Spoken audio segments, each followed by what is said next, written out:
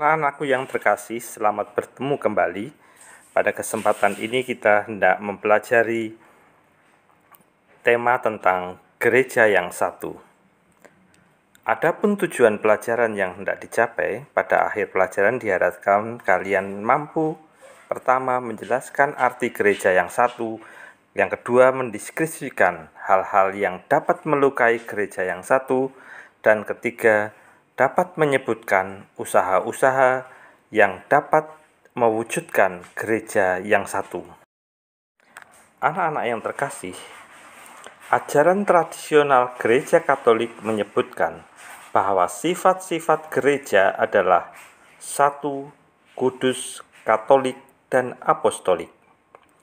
Pada subpokok bahasan ini akan kita pelajari sifat gereja yang satu. Apa sesungguhnya arti dan makna gereja yang satu itu?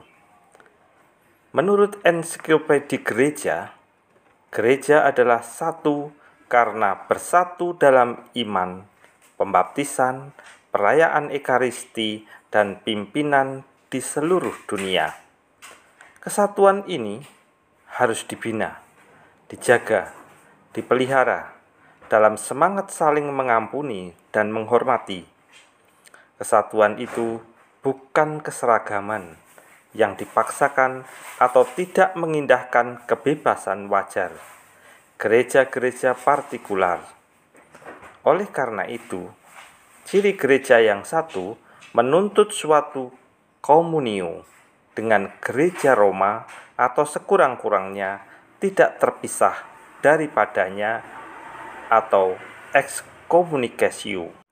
Anak-anakku yang terkasih, gereja yang satu adalah gereja yang percaya akan kehendak Allah sebagaimana tertulis dalam kitab suci, bahwa orang-orang beriman kepada Kristus hendaknya berimpun menjadi umat Allah. 1 Petrus bab 2 ayat 5-10 dan menjadi satu tubuh. 1 Korintus bab 12 ayat 12. Anak-anak, Gereja Katolik percaya bahwa kesatuan itu menjadi begitu kokoh dan kuat karena secara historis bertolak dari penetapan Petrus sebagai penerima kunci kerajaan surga. Setelah Petrus menyatakan pengakuannya bahwa Yesus adalah Mesias, Anak Allah yang hidup, maka Yesus pun menyatakan akan mendirikan jemaatnya di atas batu karang yang alam maut tidak akan menguasainya. Matius bab 16 ayat 16-19. Demikianlah Petrus ditugaskan untuk menggembalakan domba-domba dengan cinta. Secara historis juga menjadi bagian dari kepercayaan bahwa para paus merupakan pengganti Petrus atau paus yang pertama, yang memimpin gereja bersama semua uskup seluruh dunia secara kolegial, disebut sebagai Successio Apostolica. Konsili Vatikan II menegaskan corak kolegial tugas penggembalaan ini yang bertanggung jawab bagi pelaksanaan tugas-tugas gereja, memimpin atau melayani, mengajar, dan menguduskan. Anak-anakku, harus juga dikatakan bahwa kesatuan gereja itu terungkap dalam kesatuan iman para anggotanya. Kesatuan iman itu bukan kesatuan yang statis, melainkan kesatuan yang dinamis. Iman adalah prinsip kesatuan batiniah gereja.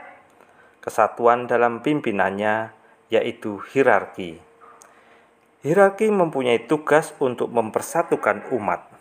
Hierarki sering dilihat sebagai prinsip kesatuan lahiriah dari gereja. Yang lain, kesatuan dalam kebaktian dan kehidupan sakramental. Kebaktian dan sakramen-sakramen merupakan ekspresi simbolis dari kesatuan gereja itu. Lihat Efesus bab 4 ayat 3-6. Akhirnya, anak-anakku yang terkasih, sebagai anggota gereja, kita seharusnya berusaha menjaga keutuhan gereja di tengah masyarakat. Demikian pembahasan kesempatan ini. Sampai bertemu pada pembahasan yang berikutnya.